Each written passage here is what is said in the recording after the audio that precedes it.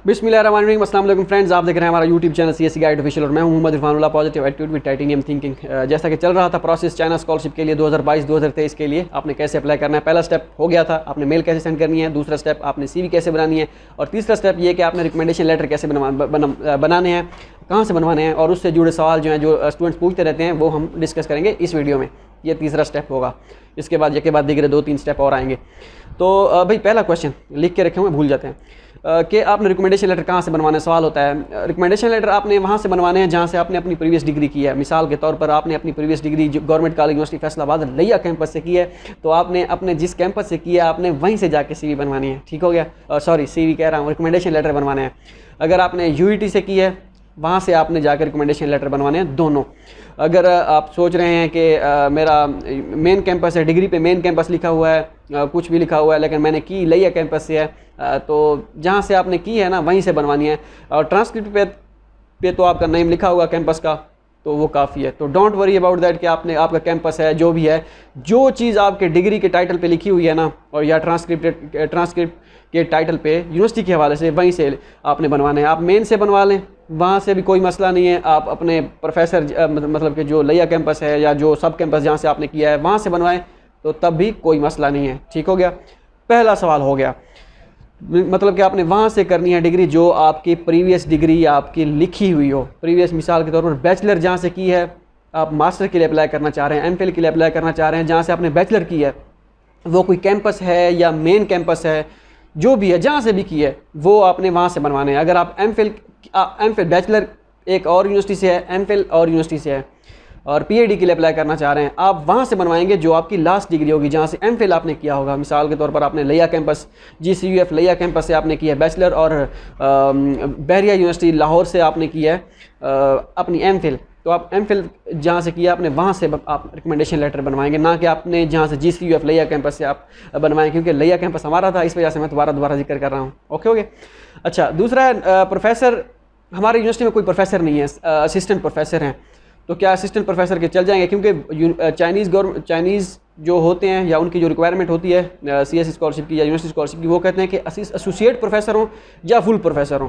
तो हमारे यहाँ तो एसोसिएट प्रोफेसर और फुल प्रोफेसर मुश्किल से मिलते हैं यूनिवर्सिटीज़ में। तो हमारे सारे असिस्टेंट प्रोफेसर हैं भाई, या लेक्चरर हैं। तो क्या करना चाहिए? असिस्टेंट प्रोफेसर जो हैं उन्हीं से आप बनवा लें तो ठीक रहेगा। लेक्चरर से नहीं बनवाने हैं आपने, असिस्टेंट प्रोफेसर हों। आपने असिस्टेंट प्रोफेसर क्या है, रिकमेंडेशन लेटर आपका फॉर्मेट कौन सा यूज़ करना है? अगर आपके प्रोफेसर के पास फॉर्मेट है तो ठीक है, नहीं तो फॉर्मेट हम वेबसाइट पे मैं आपको इसके बाद लेके जाऊँगा इसी वीडियो में कंप्यूटर स्क्रीन पे कि आपने कैसे बनाने हैं, कौन सा फॉर्मेट यूज़ करना है। वो फॉर्मेट आप अगर आपके प्रोफेसर के पास है तो ठीक है, व्हाट्सएप पे आपका किसी का कांटेक्ट होता होगा अपने प्रोफेसर से। अगर नहीं है तो यूनिवर्सिटी चले जाइएगा, तो वहाँ से उनसे फॉर्मेट है तो ठीक है, नहीं तो यही फॉर्मेट जो है अपने हिसाब से वो लिख के टाइप करके वहाँ पे ले जाइएगा, उनसे साइन करवा के वापस आ जाइएगा। और उस प्रोफेसर उसको रिकमेंडेशन लेटर जो होंगे उस पर ख़ुद उनसे पूछ लीजिएगा कि भाई एसोसिएट प्रोफेसर मैं लिखने वाला हूँ, असिस्टेंट प्रोफेसर आप उनके खाते में एसोसिएट प्रोफेसर हैं, तो एसोसिएट प्रोफेसर मैं लिखने वाला हूँ, कोई मसला तो नहीं है ना, आप मुझे साइन करके देंगे। तो वो कहेंगे हाँ ठीक है, तो फिर आपने वही आपके असिस्टेंट जो है एसोसिएट प्रोफेसर आपके बन जाएंगे। कोई मसला इतना बड़ा है नहीं।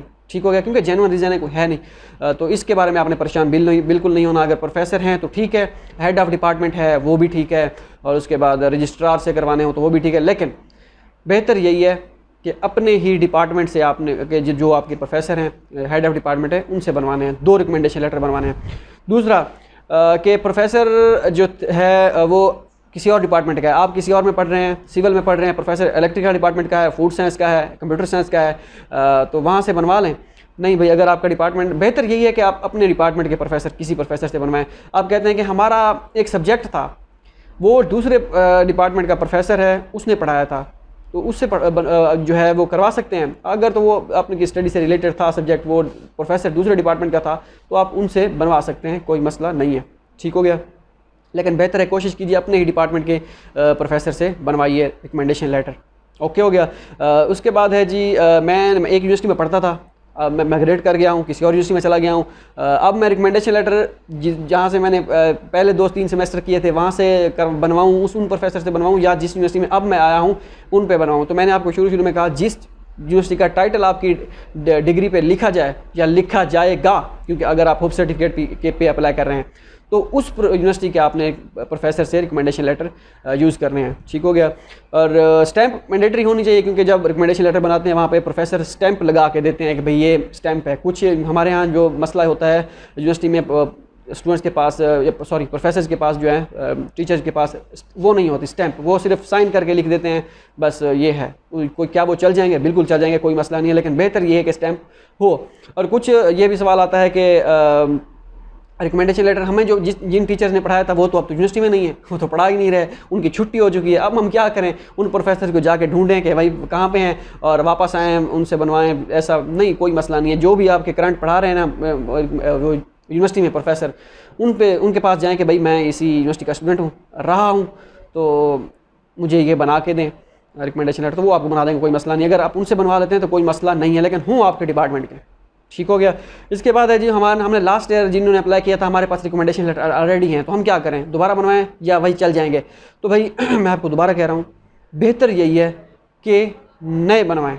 क्यों? उसकी वजह ये होती है कि जब यूनिवर्सिटी ये स्टार्ट करती है एडमिशन, वो एक डेट देती है कि 1 दिसंबर 2022 जो अगला आएगा, इसके बाद से आपके रिकमेंडेशन लेटर बने होने चाहिए, या 1 जनवरी जो 2022 का आएगा इसके बाद से आपके रिकमेंडेशन लेटर होने चाहिए। अगर पहले बने हुए तो हम एक्सेप्ट नहीं करेंगे। तो बेहतर यही है अभी ना बनवाएं, दिसंबर जब आएगा तब बनवाइएगा तो ज़्यादा बेहतर होगा। कुछ यूनिवर्सिटीज़ की डिमांड होती है, तो कुछ की होती है। आप अब अपने माइंड में कोई और सवाल ना लाएं, दोबारा नए बनवा लें, बेहतर होगा। ठीक हो गया। जो है रिकमेंडेशन लेटर कलर्ड होने चाहिए, ब्लैक एंड वाइट होने चाहिए, मतलब कि ब्लैक प्रिंटेड होने चाहिए। कलर्ड हों तो ज़्यादा बेहतर है, कलर्ड ही ज़्यादा अच्छे लगते हैं, कलर्ड हो।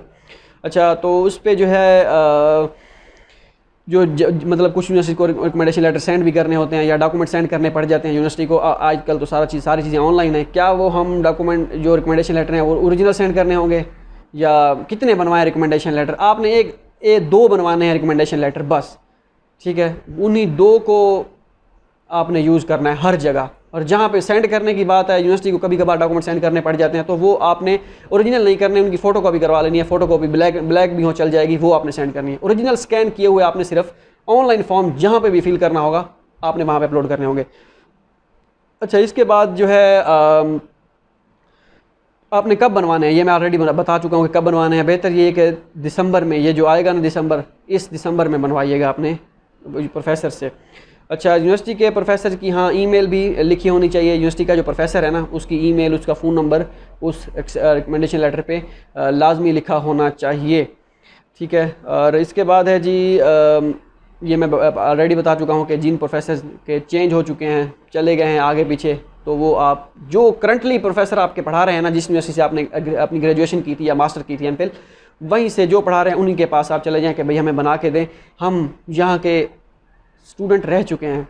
ठीक है। तो ये सारी चीज़ें, ये थे क्वेश्चन जो आपको बाद में आपके माइंड में आएंगे, तो ऑलरेडी मैंने अभी डिस्कस कर दिए हैं। अब हम चलेंगे कंप्यूटर स्क्रीन पे कि आपने ये फॉर्मेट आपने कैसे यूज़ करना है। वहाँ पे भी कोई क्वेश्चन अगर आ गया तो वो भी हम डिस्कस कर लेंगे। चलते हैं कंप्यूटर स्क्रीन पे।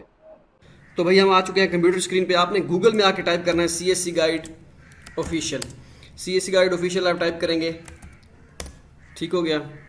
और पहले लिंक पे कर देंगे क्लिक। जैसे आप इस पर क्लिक करेंगे आप पहुंचेंगे हमारी वेबसाइट cscguideofficial.com पे। अच्छा, ये इस पे जाने से पहले मैं आपको बता दूं, स्कॉलर वाल्स के नाम से हमने कैटेगरी अपडेट की है। इसमें कौन से जो है स्टूडेंट्स लास्ट ईयर जो हमारी वीडियोस के थ्रू जिन्होंने अप्लाई किया था और उनकी स्कॉलरशिप लगी थी, तो ये सारे जितने भी स्टूडेंट्स हैं ये आप यहाँ से देख सकते हैं कि कौन कौन किस किस का एडमिशन हुआ था, कौन कौन है और कौन कौन नहीं।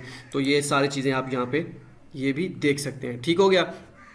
और अभी तो काफ़ी सारे स्टूडेंट्स अभी बाकी हैं जिनकी प्रोफाइल अपडेट करना बाकी है, तो ये आप एज ए मोटिवेशन आप देख सकते हैं। तो आपने क्या यहाँ पे क्लिक करना है, चाइना स्कॉलरशिप प्रोसीजर 2022-2023 के लिए। ठीक हो गया। हम तीसरे स्टेप पे थे। तीसरा नहीं, ये एक्चुअली चौथा स्टेप है। तीसरा स्टेप इससे पहले एक आ गया था कि आपने प्रोफेसर फाइंड कैसे करने हैं। ठीक हो गया। प्रोफेसर फाइंड करने के बाद ये स्टेप है तीसरा, ये एक्चुअली है चौथा स्टेप। ठीक हो गया। तो तीसरा स्टेप हम इस पे क्लिक करेंगे कि रिकमेंडेशन लेटर आपने कैसे बनवाने हैं। तो यहाँ पे कैसे बनाने हैं, कौन सा क्वेश्चन है, वो वीडियो में हमने डिस्कस कर लिया था। तो ये स्टेप को आपने इतना ज़्यादा वो नहीं करना फोकस के, वो आपने पहले तीसरा बताया था, लेकिन जो लिखा हुआ होगा यहाँ पे टाइटल में वो चौथा होगा। तो सिर्फ नेम का फ़र्क है, बाकी आप एज यूजुअल जो है वो सारा कर सकते हैं, वो मसला नहीं है।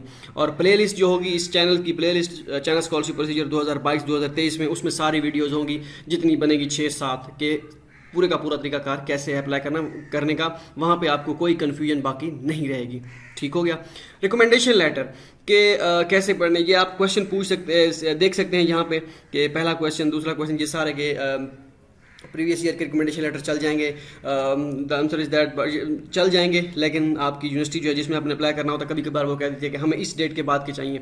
तो आपने कोशिश करना है कि दिसंबर में, ये जो दिसंबर आ रहा है ना 2021 का, इसमें आपने अपने रिकमेंडेशन लेटर बनवाने हैं, या जनवरी 2021 में आपने बनवाने हैं। कि एक यूनिवर्सिटी है 30 दिसंबर उसकी लास्ट डेट होती है, हार्बिन इंस्टीट्यूट ऑफ टेक्नोलॉजी, उसके लिए आपने फिर पहले बनवा लेने हैं, और वो भी बाद में यूज़ हो जाएंगे, कोई इतना बड़ा मसला नहीं है अगर आप पहले भी बनवा लेते हैं। लेकिन दिसंबर के महीने में कोशिश कीजिएगा बनवाइएगा, दिसंबर में। ओके हो गया। तो ये सारे क्वेश्चन आपने पढ़ लेने हैं। रिकमेंडेशन लेटर का फॉर्मेट कैसा होना चाहिए, स्टैंप होनी चाहिए या नहीं होनी चाहिए, ये चीज़ें मैं बता चुका हूँ। स्टैंप नेसेसरी नहीं है, अगर है तो ठीक है, नहीं तो छोड़ दें। फॉर्मेट जो है, फॉर्मेट ये वाला फॉर्मेट सेम टू सेम आप कॉपी कर सकते हैं, कॉपी करें, अपना खुद बनाएं और प्रोफेसर के पास ले जाएं, अपने एसोसिएट प्रोफेसर के पास यूनिवर्सिटी में, उनके पास अगर टाइम है तो ठीक है, अगर नहीं है तो फिर यही सेम टू सेम फॉर्मेट बना के उनके पास चले जाएं। और ईमेल जो है उनकी वो भी लिख दें कहीं पे, अपना फ़ोन नंबर कहीं पे, सेम टू सेम यही फॉर्मेट यूज़ कर सकते हैं। अगर उनकी ईमेल लिखनी है इसमें तो वो भी लिख दीजिएगा। ठीक हो गया। और बाकी हो गया दूसरा फॉर्मेट, ये भी सेम टू सेम आपने यूज़ करना है, लेकिन दोनों फॉर्मेट जो हैं अपने आप के अलग होने चाहिए। यहाँ पे ईमेल प्रोफेसर की यहाँ पे दी होगी, ईमेल लाजमी होनी चाहिए प्रोफेसर की, प्रोफेसर का फ़ोन नंबर भी लाजमी होना चाहिए, ये सारी चीज़ें यहाँ पे होनी चाहिए। ठीक है, बॉटम में हो या टॉप पे हो, जहाँ पे भी हो, ये लाजमी होनी चाहिए। लेकिन इन दोनों का फॉर्मेट अलग अलग हो, मतलब कि ये ना हो कि आप दोनों सेम रिकमेंडेशन लेटर, उनकी बॉडी भी सेम हो, उनका ऊपर जो होता है फॉर्मेट वो भी सारा का सारा हेडर भी सेम हो। ऐसा आपने बिल्कुल नहीं करना, ये डिफरेंट होने चाहिए। लड़के रिजेक्ट हुए हैं इसी वजह से, वो यूनिवर्सिटी बाद में रिजेक्ट, मतलब ऐसे कि उनकी एप्लीकेशन रिजेक्ट कर दी जाती है, वो उसको उन्हें कहते हैं कि दोबारा बनवा के लाएं, कि आपके ये दोनों के दोनों सेम है रिकमेंडेशन लेटर, ये ऐसा नहीं होना चाहिए। ठीक हो गया। तो ये आपने वो कर लेनी है। बस ये थी वीडियो। होप सो आपको पता चल गया होगा कि रिकमेंडेशन लेटर आपने कैसे बनवाने हैं। दोनों पर जो है सिर्फ 2 बनवाने हैं, 3 की कोई ज़रूरत नहीं है, 2 होना लाजमी है। मिलते हैं अगली वीडियो में, दुआओं में याद रखिएगा।